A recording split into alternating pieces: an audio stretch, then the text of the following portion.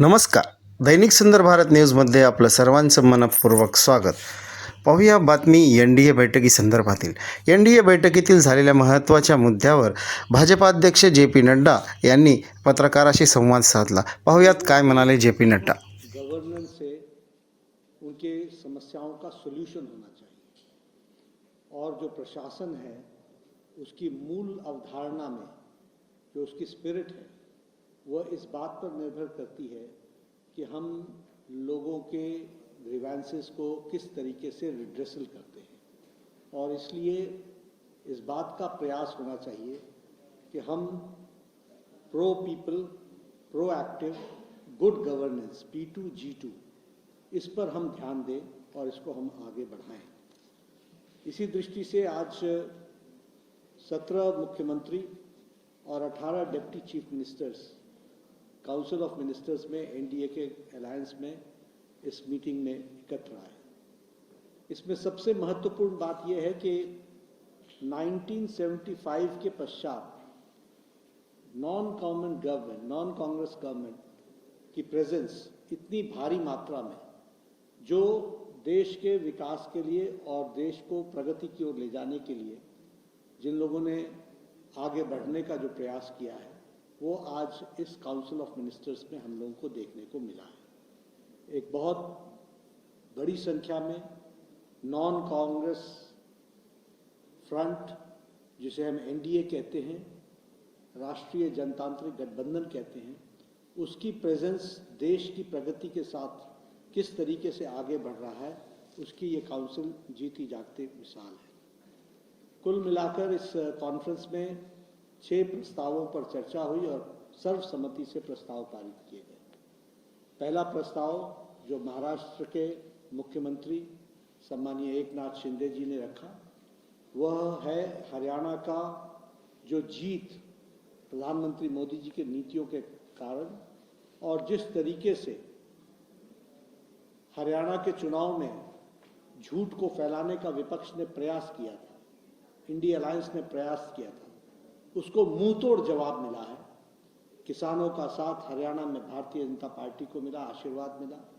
नौजवानों का साथ भारतीय जनता पार्टी को मिला, खिलाड़ियों का साथ भारतीय जनता पार्टी को मिला और आम नागरिक ने बढ़ चढ़ करके हिस्सा लिया और हमारा सीट शेयर भी और हमारी सीट टैली भी दोनों भी हमारी बढ़ी और 2019 को सरपास किया।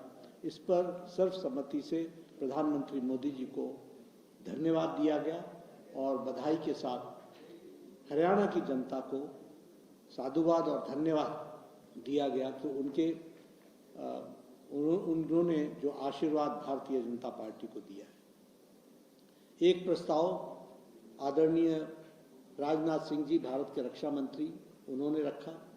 वह प्रस्ताव था कि हम संविधान का अमृत महोत्सव मनाएंगे। 2025 संविधान को लागू हुए 75 साल हो जाएंगे और इसलिए उसमें छोटे बड़े कार्यक्रम मिलाकर हम संविधान वर्ष अमृत महोत्सव बनाएंगे और अमृत वर्ष मनाएंगे और उसके दृष्टि से संविधान की बारीकियों पर किस तरीके से देश में संविधान आगे बढ़ा है और उनके विषयों को जनता को जागृति कराने का काम करेंगे। इसमें मैं यह बात भी कहना चाहता हूं कि प्रधानमंत्री जी ने इस पर अपनी ऑब्जर्वेशन दी कि आज हम सबके लिए कल का दिन बहुत खुशी का विषय है कि कल जो जम्मू कश्मीर में शपथ ग्रहण का कार्यक्रम हुआ वह कार्यक्रम भारत के संविधान के तहत पहली बार आज़ाद भारत में हुआ। यह बताता है संविधान की ताकत और यह बताता है धारा 370 का एब्रोगेशन का अर्थ क्या होता है।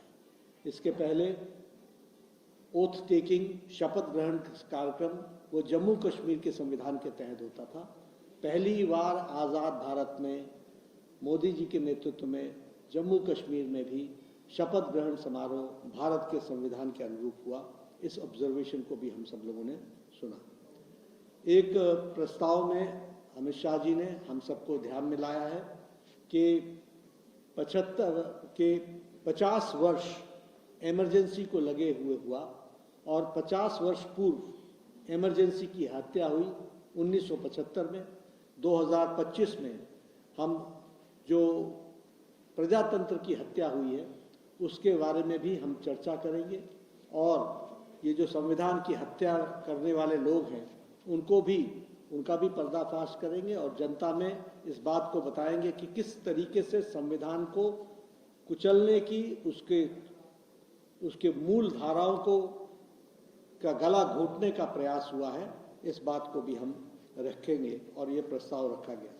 इसके साथ साथ भगवान बिरसा मुंडा का अगले वर्ष 150वां वर्ष और उसी तरीके से भारत के लौह पुरुष सरदार वल्लभ भाई पटेल का 150वां वर्ष और अगले साल ही भारत के पूर्व प्रधानमंत्री भारत रत्न अटल बिहारी वाजपेयी जी की जन्म शताब्दी यानी 100 वर्ष पूरे करने का सेंटेनरी सेलिब्रेशंस हम मनाएंगे और इस तरीके से हमने प्रस्ताव पारित करके इन कार्यक्रमों को एनडीए की सरकार और हमारी सभी एनडीए घटक दल के जो सदस्य हैं वो सब इनको 2025 में मनाने वाले हैं।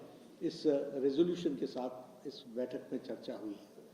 मैं यहाँ यह भी बताना चाहता हूँ कि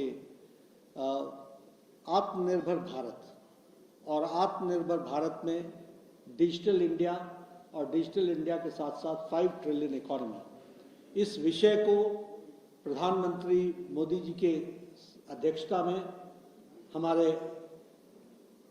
आंध्र प्रदेश के मुख्यमंत्री चंद्रबाबू नायडू ने रखा और उन्होंने बहुत बारीकी से इस पर चर्चा की कि कैसे हम आत्मनिर्भर भारत की ओर बढ़ रहे हैं।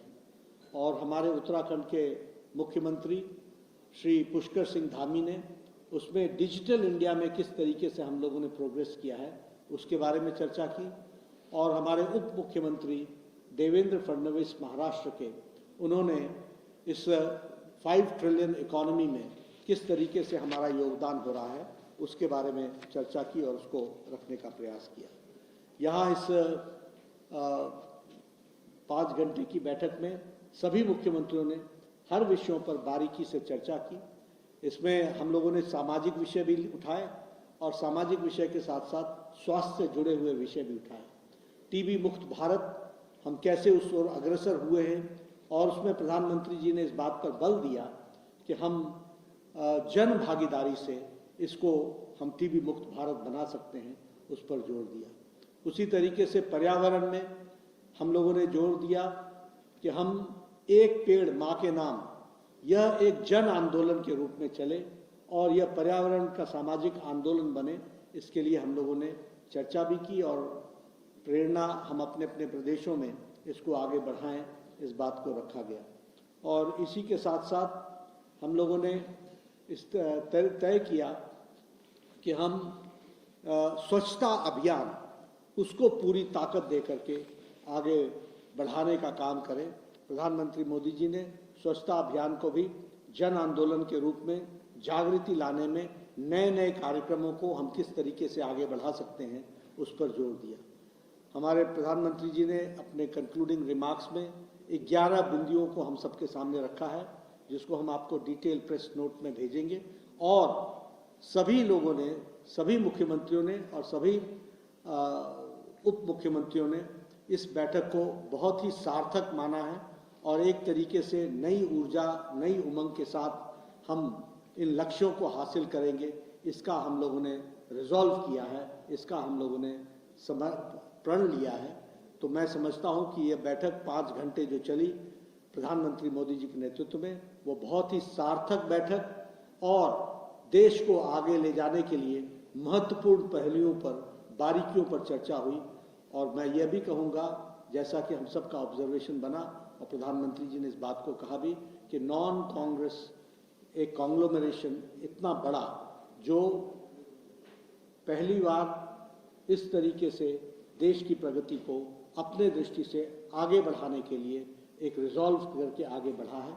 मुझे उम्मीद है कि इस बैठक से हमारे सभी साथी पूरी ताकत से आगे बढ़ेंगे, यही मुझे कहना है।